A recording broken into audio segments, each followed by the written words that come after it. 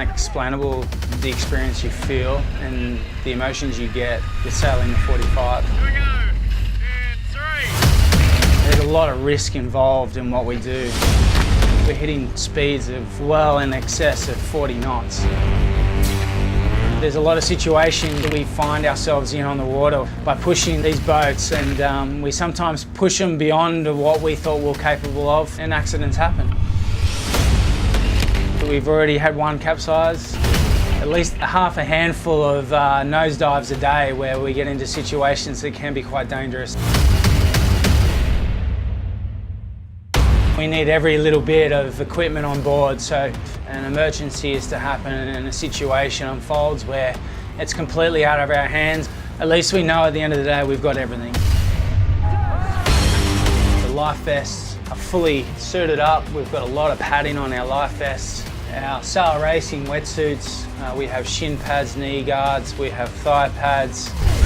On top of that, we also carry 2 knives in case we get stuck under the net so we can cut our way out.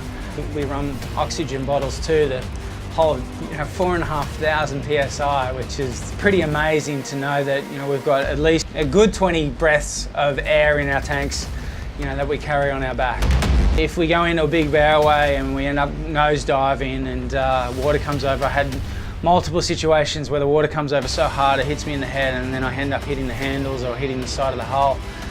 That's when these bad boys come into play. And then, if we're stuck on the high side, windward side of the boat and she goes over, we've got harness as well. So we can always make sure that we harness ourselves into the net so we don't fall from a great distance. On top of that, we've also run with comms. So we're always within communication of each other. When we race, we communicate with each other the whole time we're racing and we're training. It's nice to know that at the end of the day, we trained for that and we've got the right equipment and we've got the right people on board and we've got the right guys following us around.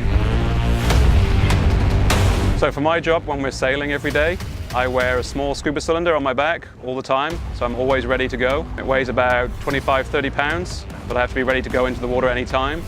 I'm on the first chase boat, Chase 1, and we follow directly behind the yachts at all times, so we can respond immediately. And in some of our training drills with man overboard or injured sailor, we've been able to retrieve an injured patient within about 1 minute and 30 seconds of the incident happening back onto the boat, and by that time they are being treated by a doctor. I think we're definitely covered. If something bad is to happen, we've got each other's backs. I feel really safe when I go on board. I've got one job at the end of the day, and that's to do the best possible job that I can do.